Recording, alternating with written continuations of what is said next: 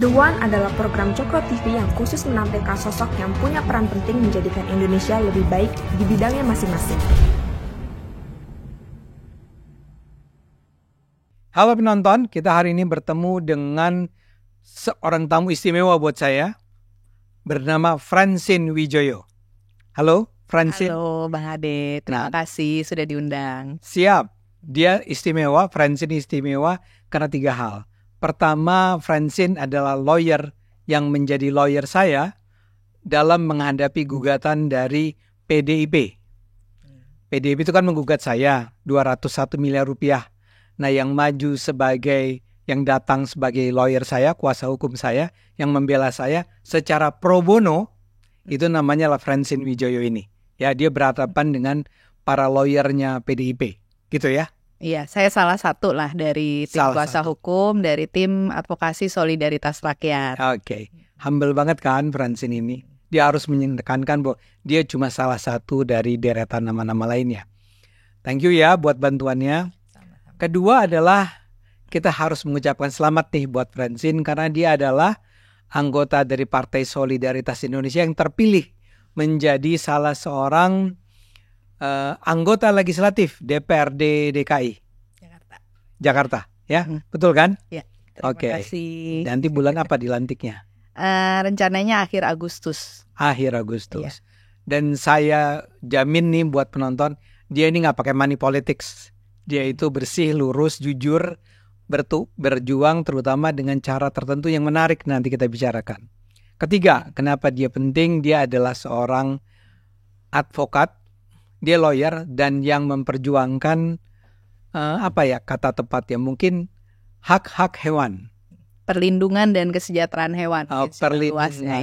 Perlindungan dan kesejahteraan hewan. Oke. Nanti juga kita akan dengar cerita tentang bagaimana dia memperjuangkan hewan terutama di Jakarta lah ya. Oke. Francine, selamat datang. Kita mulai dari cerita tentang dirimu dulu deh ya. Bisa nggak digambarin sedikit nih Francine? Kamu itu sebetulnya memang lawyer dari dulu. Kapan mulai menjadi lawyer profesional?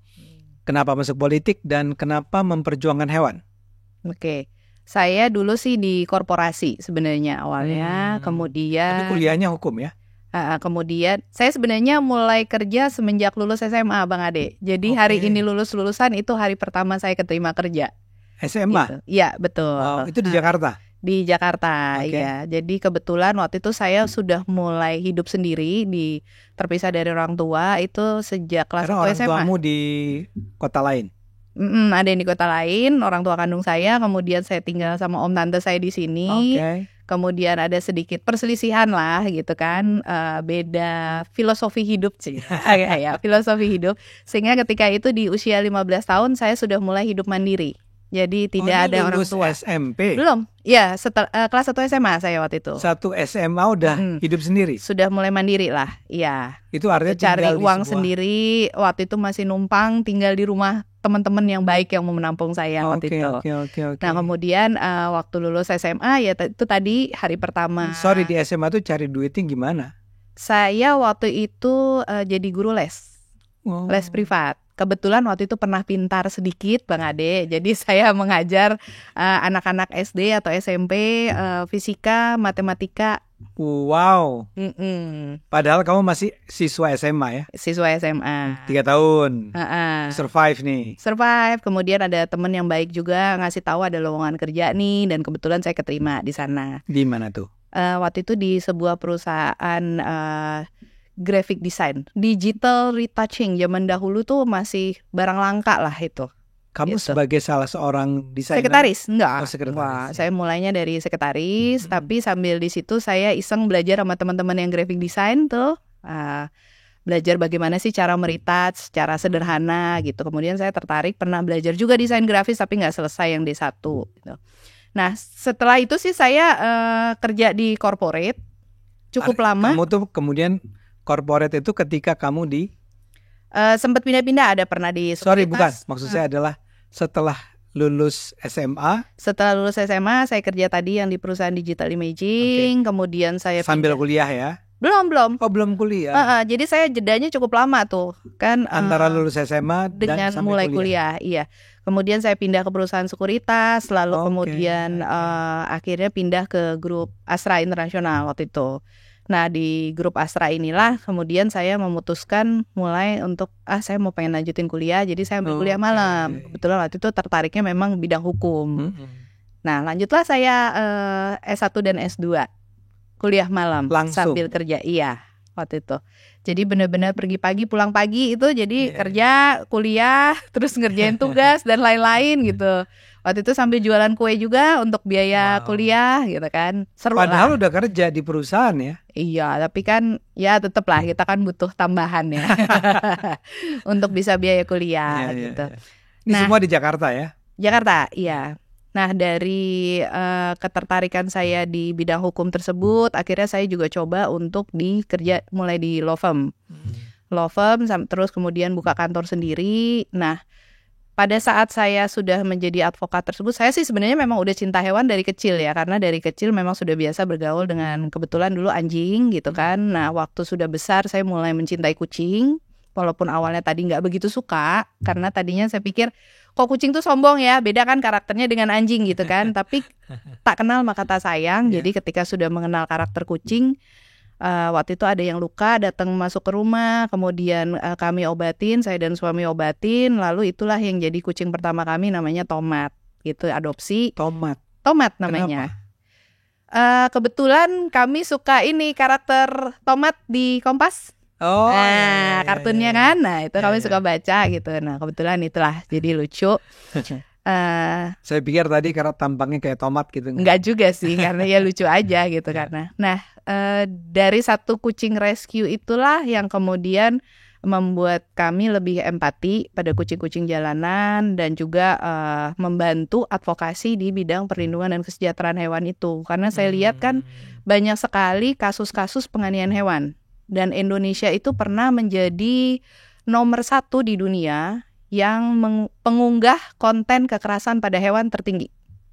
Wow, di media sosial ya? Iya, betul sekali. Gitu. Artinya kenapa orang mengunggah kekerasan terhadap hewan? Jadi ada beberapa yang juga supply and demand. Jadi mereka ada yang dibayar per konten untuk memang memberikan konten-konten kekerasan pada hewan tersebut.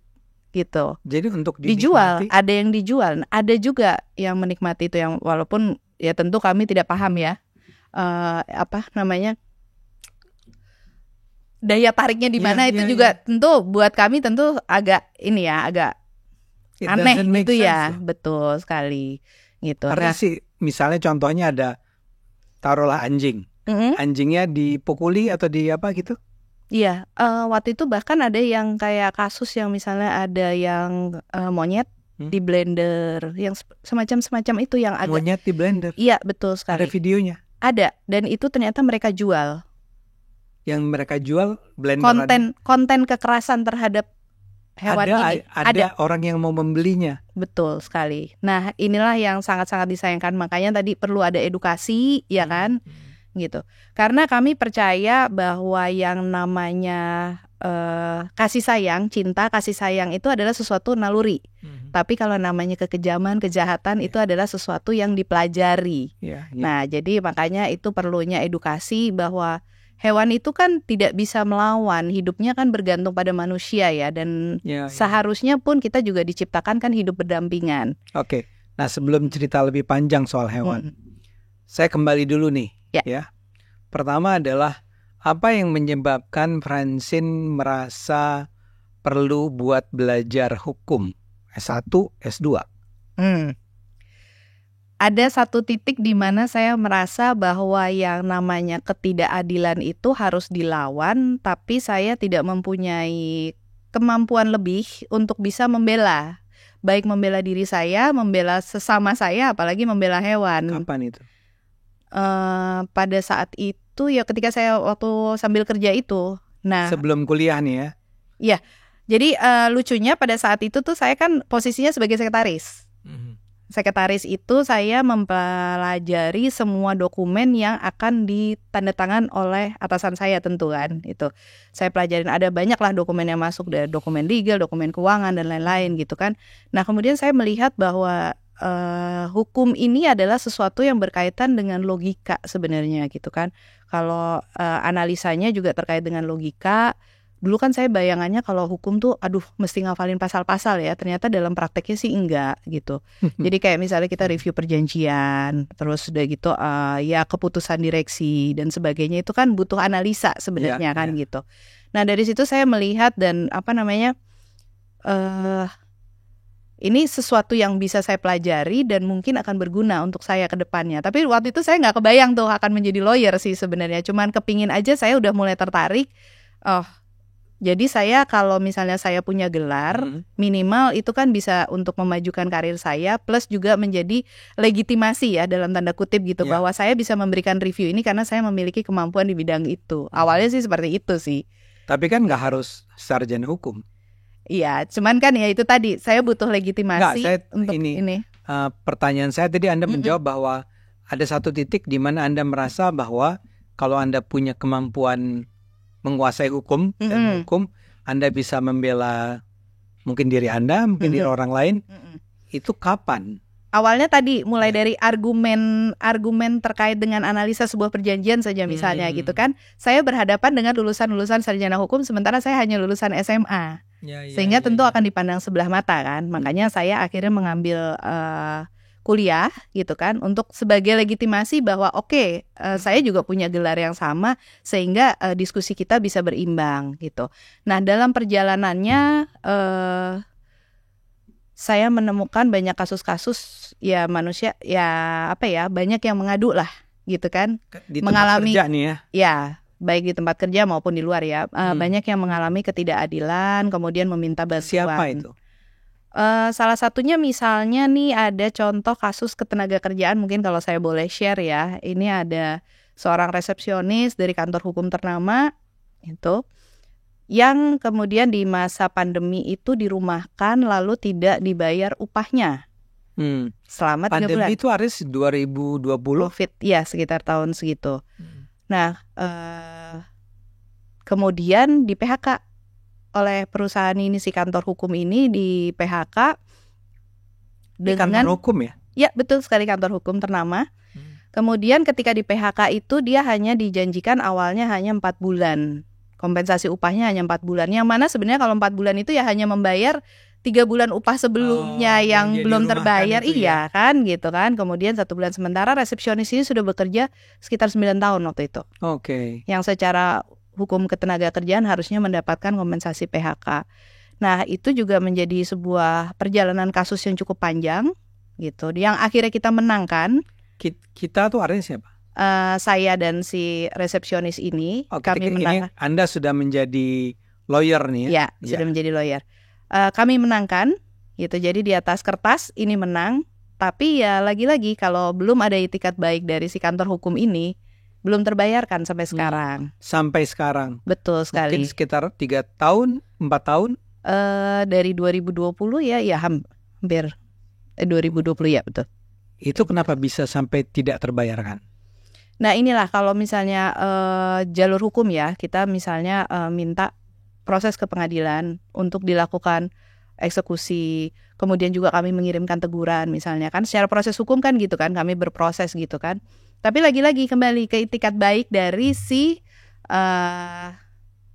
kantor hukum ini, ya kan gitu. Padahal sebenarnya sih mudah ya untuk membayarkan apa yang menjadi hak dari karyawannya dan juga sesuai dengan aturan ketenagakerjaan. Gitu ya? Iya betul. Itu misalnya itu. Kemudian ketika di masa pandemi juga waktu itu ada kasus yang jagal kucing di Medan. Nah jadi ada seorang pelaku yang suka ngambilin kucing-kucing yang di jalanan, kemudian diperdagangkan daging kucing ini, gitu. Kebetulan juga orang tuanya memiliki catering, dianya melakukan pengambilan kucing-kucing di jalanan untuk dijagal. Nah kebetulan waktu itu memang salah satu korbannya ini adalah salah satu kucing yang campuran, kucing ras. Oke. gitu, campuran kucing ras, sehingga secara proporsional Tubuhnya. ya tubuhnya itu kan berbeda, Ya. lebih besar lah dibanding yang lain sehingga mudah dikenalin. Nah saat itu si pemilik ini mencoba melaporkan ke kepolisian, tapi ternyata dari SPKT-nya ini agak bingung nih apa ya pasal tentang kucing. Kemudian dia posting lah ke Instagram. Oke. Kan zaman dulu Siapa nih yang posting? Si korban. si korban ini. Iya. Zaman dulu sampai sekarang kan juga selalu masih tetap berlaku ya, no viral no justice kan. Iya. Nah, kebetulan waktu itu jadi viral dari Medan meminta pertolongan lewat komunitas pencinta hewan, kemudian terhubung juga ke saya. Saya bilang waktu itu lagi pandemi ya, lagi kencang-kencangnya, saya bilang ya udahlah saya siap berangkat ke Medan, padahal selama ini mengurung diri di rumah misalnya gitu kan. Gitu. Nah, Ini kasus pertama nih jadi. enggak kasus juga hewan sih. pertama. Enggak Enggak. juga sih. Sebelumnya pun sudah Sebelumnya ada Oke. beberapa kasus yang tanganin, cuman yang ini yang cukup menjadi contoh lah ya, Ya. contoh pelakunya dihukum lumayan berat, 2,5 tahun penjara Bang Ade, tapi Yang karena mencuri kucing tersebut. Nah, sayangnya tadi kita harus kucing-kucingan nih, dalam arti kalau mau kita kenakan dengan pasal penganiayaan hewan, itu hukumannya sangat ringan Bang Ade. Meninggal saja maksimal cuma 9 bulan. Ya kan? Kalau berpemilik meninggal pun maksimal 2 tahun 8 bulan. Cuma dalam prakteknya agak sulit untuk penegakan hukum terhadap penganiayaan hewan. Nah, waktu itu si pelaku ini kena 2,5 tahun penjara karena pencurian oleh 2 orang atau lebih, dan kebetulan si pelaku ini juga pernah dihukum sebelumnya karena percobaan pencurian motor. Tapi Gitu. pasalnya itu bukan pasal yang bicara tentang penganiayaan hewan ya. Diputusnya bukan atas itu. Betul. Iya, Ya. pencurian Pencurian. kucingnya. Gitu. Iya. Nah, jadi saya udah mencoba nih dari jalur hukum nih Bang Ade nih ya, agak sedikit bergeser sedikit. Nah tadi kan saya udah mencoba nih lewat jalur hukum gitu. Sebagai praktisi hukum juga seringnya terbentur oleh peraturan nih Bang Ade. Nah, makanya kemudian mulailah saya tertarik dengan politik. Karena saya melihat bahwa kalau terjun di politik itu saya bisa juga berbuat lebih banyak melalui menelurkan kebijakan-kebijakan atau merevisi kebijakan-kebijakan yang lebih pro kesejahteraan rakyat maupun kesejahteraan hewan. Harapannya Oke. begitu. Jadi memang sudah ada elemen kesejahteraan hewan dalam perpolitikannya kamu. Sejak awal Perpolitikan. iya. Oke. Sejak awal iya, kalau Bang Ade mungkin ingat, saya tuh waktu awal ketika menjadi jubir di Partai Solidaritas Indonesia, itu saya spesialisasinya adalah ketenaga kerjaan dan perlindungan hewan. Oke. Selain hukum ya gitu Oke. kan, tapi awalnya dari situ, ketenaga kerjaan dan perlindungan hewan. Mhm. Nah, kemudian juga ada beberapa kasus yang kami bantu melalui LBH PSI. Itu salah satunya adalah kasus yang pemilik anjing di Medan yang anjingnya dituduh rabies, tapi anjingnya ternyata tidak rabies, namun pemiliknya tetap dipenjara 1,5 tahun dan saat ini lagi proses kasasi. Boleh nggak diceritain sedikit aja tentang ringkas saja tentang kasus anjing rabies? Karena ini menurut saya cukup memperoleh perhatian publik waktu itu ya. Ya, betul sekali. Jadi apa yang terjadi? Jadi anjingnya ini dituduh menggigit anak tetangga yang usianya waktu itu sekitar 10 tahun hingga meninggal dunia. Padahal anak ini meninggal dunia dalam waktu 3 hari setelah dugaan gigitan anjing. Dan saat itu juga sebenarnya lagi pandemi COVID juga. Nah, fakta yang kami temukan dari persidangan adalah pertama adanya ketidaksesuaian antara posisi luka baik dari keterangan saksi maupun hasil visum. Karena di visumnya itu bilangnya hanya luka lecet di paha kanan atas. Sedangkan kalau yang namanya gigitan anjing itu pasti luka terbuka. Dan yang namanya rabies itu hanya bisa masuk dari air liur hewan penular rabies yang terinfeksi rabies, masuk melalui masuk melalui syaraf. Nah, sementara keterangan dari si ahli forensiknya adalah penularannya melalui pembuluh darah. Jadi banyak sekali yang fakta-fakta yang bertentangan. Oke, itu kan banyak sekali. Pertama, yang ditemukan hanya luka lecet. Padahal seharusnya kalau itu adalah sebuah gigitan, harusnya luka terbuka. Oke. Kalau rabies itu tidak mungkin hanya karena cakaran si anjing. Bisa dicakar tapi juga harus kena air liurnya. Dalam arti memangnya biasanya memang biasa penularannya adalah melalui gigitan anjing yang paling umum. Oke. Kalau cakaran mungkin lewat kucing mungkin bisa, tapi juga jarang terjadi karena kucing biasanya self grooming. Jadi ada kemungkinan air liurnya mungkin masih tertinggal di cakarnya gitu. Tapi dalam kasus ini kalau gigitan anjing itu tadi pertama harusnya luka terbuka, sementara visumnya bilang hanya luka lecet diameter 4 cm gitu kan, sementara Harusnya ya. ya. Nah, kemudian juga posisi luka itu dari saksi yang memberikan, 2 saksi yang memberikan keterangan, 1 saksi anak-anak dan 1 saksi kepala lingkungan setempat, itu bilang bahwa lukanya di paha kiri, sementara visumnya luka lecet itu di paha kanan. Oke. Ya kan, ini berbeda. Kemudian yang ketiga, anjingnya sendiri itu sudah pada saat kejadian itu sudah langsung diamankan.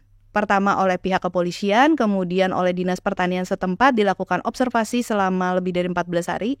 Itu total 16 hari malah observasinya, dan sudah dinyatakan bebas observasi rabies. Sehingga kemudian Itu diberikan keluar vaksin oleh siapa? rabies. Pernyataan Dinas Pertanian. Dinas Pertanian sudah ya, menyatakan bebas observasi rabies. Sehingga kemudian di akhir masa observasi tersebut diberikan vaksin rabies. Nah, yang namanya vaksin, kalau rabies itu sampai sekarang belum ada obatnya Bang Ade. Sehingga kalau yang namanya diberikan vaksin itu harus dalam kondisi sehat dan tentu tidak rabies. Karena kalau dia posisinya waktu terrabies, diberikan vaksin anti rabies malah justru akan mempercepat kematiannya. si anjingnya. Betul, kalau dia terinfeksi rabies ya. Sedangkan anjingnya masih hidup sampai sekarang. Jadi udah sekitar 3 tahun. Jadi hampir 3 tahun. Ya. Hampir pasti dia tidak rabies. Hampir 100% malah 99,9%. Karena yang namanya teori ya enggak lah ya. Iya betul. Bahkan kami sudah sampai mendatangkan ahli dari Kementan untuk menguatkan ya bahwa yang namanya anjing terinfeksi rabies itu pasti akan meninggal maksimal dalam waktu 14 hari. Karena dia terinfeksi. Sesudah dia terinfeksi, apalagi kalau sudah terindikasi menularkan kan berarti sudah terinfeksi positif kan gitu. Nah, karena apa? Karena yang namanya rabies itu tadi menyerangnya kan di syaraf. Dan tujuan akhirnya adalah pusat susunan syaraf yang mana otak. Yang namanya kalau otak sudah terinfeksi rabies itu sudah tidak tertolong. Nah, ini dia itu dianggap mencelakakan si anak dan anak itu meninggal. Betul. Terus keputusannya adalah vonisnya dari Majelis Hakim Pengadilan Negeri Medan itu adalah 1,5 tahun penjara, sementara tuntutan dari jaksa penuntut umumnya 2,5 tahun penjara. Siapa yang dipenjara? Si pemilik anjingnya. Si pemilik anjing. Betul sekali. Dan itu vonis jadi ya? Saat ini masih proses kasasi. Oke, saya mau tanya. Tidakkah mengherankan? Sudah sangat jelas dan Anda bisa membuktikannya bahwa hampir pasti 99,5% kali ya, atau 90% itu anjing itu tidak mengidap rabies. Kok bisa-bisanya dinyatakan bersalah atas kematian si anak? Inilah uniknya hukum di negeri Indonesia ini, bahwa ya majelis hakim ternyata bisa dalam tanda kutip ya mendiagnosa seolah-olah anjingnya rabies. Padahal dokter hewan maupun ahli forensik maupun ahli epidemiologi dari Kementan sudah menyatakan bahwa di tanggal kejadian tersebut anjing ini air liurnya tidak mengidap rabies, dan bisa dipastikan bahwa sampai dengan tanggal persidangan itu anjingnya juga pasti tidak rabies karena masih hidup. Ya kan? Tapi entah bagaimana caranya majelis hakim ini bisa memiliki keyakinan yang lebih tinggi daripada ahli-ahli ini yang dokter-dokter hewan ini gitu. Anda nggak punya dugaan apapun? Tentu dugaan banyak ya gitu. Tapi kan kita tidak bisa berspekulasi ya. Jadi kami kami tetap tempuh sesuai prosedur, sesuai jalur hukumnya. Saat ini masih dalam proses kasasi. Jadi apa tahapan itu apa sih? Itu di pengadilan apa namanya? Pertama kan di tingkat pertama di Pengadilan Negeri Medan, kemudian Anda banding ya? Banding ke Pengadilan Tinggi Medan juga masih sama, diputusnya 1,5 tahun penjara. Jadi hakim yang berbeda mengambil keputusan yang sama, Pengadilan Tinggi. Nah, Anda banding lagi? Kita naik lagi ke tingkat kasasi, dan semoga kali ini Mahkamah Agung bisa secara lebih objektif melihat fakta-fakta persidangan yang sudah ada di tingkat pertama tadi, bisa menganalisa lebih objektif. Ya. Terutama yang menjadi bukti yang tidak bisa terbantahkan sebenarnya adalah sudah dilakukan observasi oleh pemerintah. yaitu dari Kementerian Pertanian melalui Dinas Pertanian setempat. Dan juga sebenarnya salah satunya adalah kalau yang namanya rabies ini kan pasti dilaporkan ya, karena ini kan penyakit yang bisa menimbulkan wabah. Dan pada saat itu sebenarnya dari Kemenkes sudah melakukan juga penyelidikan epidemiologi dan tidak ditemukan adanya tanda-tanda rabies pada si pasien anak ini sebenarnya. Oke. Gitu. Itu kayak sepenuhnya sebetulnya harusnya menunjukkan bahwa tidak mungkin ini ada. Kalaupun misalnya mau diklaim pun anak ini meninggal rabies, pasti bukan karena anjingnya ini, gitu. Mungkin anjing lain gitu, atau mungkin hewan penular rabies lain mungkin gitu. Tapi yang pasti bukan anjing ini, karena anjingnya masih hidup 3 tahun. Sementara tadi, kalau yang namanya rabies pasti meninggal maksimal 14 hari. Ya, ini kasus kan ya, Francine. Nah, kalau Anda menjadi anggota DPR, D, ya, mudah-mudahan nantinya bisa sampai ke DPR dan mungkin karir Anda selain sebagai, masih boleh nggak lawyer sekaligus anggota DPR? Kalau selama menjabat harus cuti sebagai advokat. Oke. Gitu. Tapi sekarang kita bayangkan Anda adalah anggota DPRD. Apa yang sebetulnya bisa dilakukan oleh seorang wakil rakyat dalam memperjuangkan, mengadvokasi hak atau melindungi hewan ini? Salah satunya mungkin hal yang paling sederhana sebenarnya edukasi dan sosialisasi, itu kami bisa bekerja sama dengan Sudin KPKP. Seperti yang hari ini tadi kami juga bersama-sama, saya dengan komunitas pencinta hewan, juga dengan Dinas KPKP Provinsi DKI Jakarta, kami tadi habis audiensi nih dengan GBK. Gelora Bung Karno, terkait dengan yang kasus yang viral, kucing yang diplastikin pada saat relokasi. Boleh diceritakan? Iya. Jadi awalnya waktu itu saya lagi jalan pagi aja sama teman-teman gitu. Sabtu pagi itu saya lagi jalan pagi. Dan kemudian saya biasa kan kemana-mana nih, emang saya selalu kan bawa botol makanan kucing gitu ya. Botol makanan kucing, Ini selalu saya bawa kemana-mana, ini traktir kucing jalanan. Ini gitu. Anda punya? Ya betul, gitu. Dan ini juga ada... Ini yang stray feeding pouch-nya, traktir kucing jalanan. Nah jadi saya kasih makan di mangkok gitu kan. Sambil saya keliling gitu, sambil jalan pagi sambil keliling kasih makan. Kemudian saya memperhatikan kok sekarang di GBK jadi banyak larangan ya. Dan di situ tulisannya adalah kucing memang menggemaskan tapi kotorannya meresahkan. Kemudian dilanjutkan dengan larangan dilarang memberi makan kucing di area ring road GBK. Memberi makan. Betul. Gitu. Nah, sementara yang saya lihat di situ kan kucing sebenarnya populasinya juga tidak berlebih gitu kan, dan mereka memang di sekitar tempat-tempat yang orang nongkrong-nongkrong makan gitu kan, karena mengharapkan sisa-sisa makanan dari manusia tentunya kan gitu, kebaikan hati manusia lah.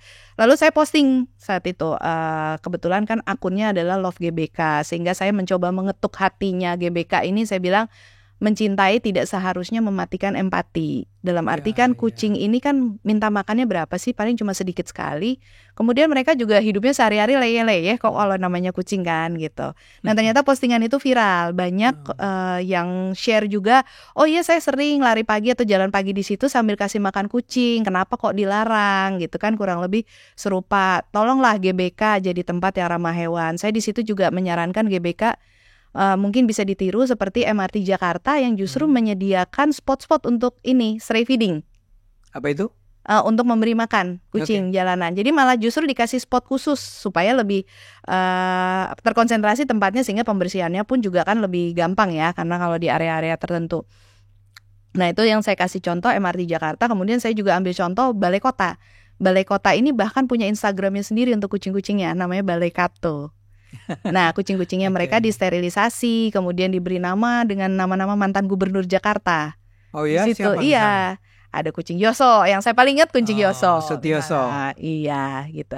Nah jadi GBK sebagai area publik seharusnya juga bisa menjadi contoh yang ramah hewan. Jadi mestinya kucing-kucing di sana juga di tanda petik pelihara lah oleh GBK-nya. Disterilisasi dulu. Ya, sterilisasi dulu supaya tidak overpopulasi. Kemudian ya bisa dipelihara aja koloni yang ada itu. Ada tempat-tempat di mana mereka bisa makan. Itu ya? Ya, karena kucing hewan teritorial Bang Ade. Sehingga ketika populasinya direlokasi akan selalu datang kucing-kucing pendatang baru. Oke. Sehingga lebih baik kan dipelihara koloni yang sudah ada gitu. Oke. Nah, lalu jadi tadi setelah saya viral dengan kasus yang saya mencoba memberi saran itu supaya ada stray feeding spot dan area-area yang ramah hewan, tiba-tiba besokannya saya mendapatkan laporan gitu, ini ada kucing di GBK yang diplastikin. Jadi benar-benar kucingnya tuh dimasukin di dalam karung plastik, kayak karung beras yang plastik tuh, kemudian diikat rapat. Ada 2 kucing yang dalam satu plastik. Enggak, 2 karung Yang plastik berbeda. yang berbeda gitu. Nah, yang saya lihat yang kucing itu kucing Oyen yang saya kasih makan sebelumnya. Dan yang lebih sedihnya lagi ketika saya ngobrol dengan si pembuat yang memvideokan itu, saya bilang, si pembuat video ini bilang, "Mbak, kemarin pas saya lewat itu kucingnya lagi nunggu di spot deket tempat sampah yang saya kasih makan sebelumnya." Iya. Jadi kayaknya tuh si kucing, kemarin saya dikasih makan di sini, mungkin kalau saya nunggu lagi di sini ada yang Dapat kasih makan lagi, saya. Ternyata malah lagi apesnya dia keangkut gitu. Nah, kemudian saya repost juga sambil saya kasih masukan lagi ke GBK terkait dengan larangan tersebut, dan ternyata itu viral juga gitu. Tapi bagusnya komunikasi dengan GBK terjalin dengan baik, dan ternyata juga direktur utamanya Pak Adi ini juga ternyata penyayang hewan, sehingga dia tentu sangat menyayangkan kejadian tersebut. Dan di hari ketiga itu pas saya datang lagi ke sana, itu seluruh larangan sudah dicabut di area ring road itu.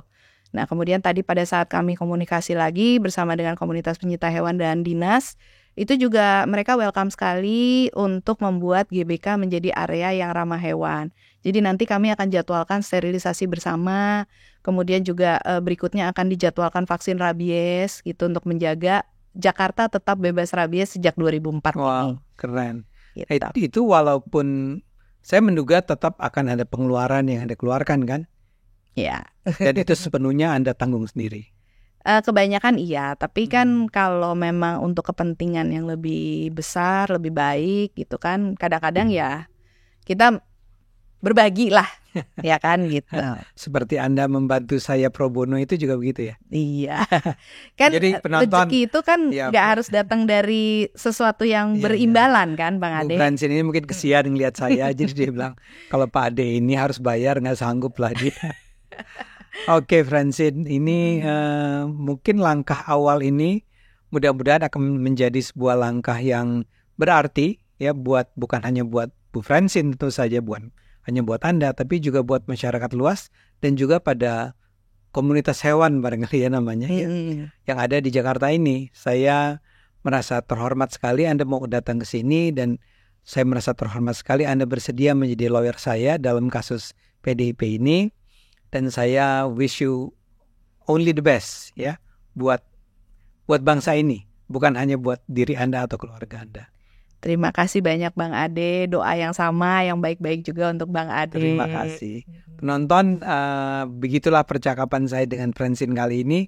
Kita mungkin akan nanti lebih sering bertemu dengan Francine di acara-acara Cokro TV, terutama kalau dia sudah menjadi anggota DPRD nanti. Dia akan laporan ke kita tentang apa yang terjadi di lembaga Dewan Perwakilan Rakyat Daerah. Terima kasih buat penonton, terima kasih buat Francine. Terima kasih banyak. Semoga kita kita bahagia terus nih ya. Amin. Okay. Thank you. Makasih. Thank you.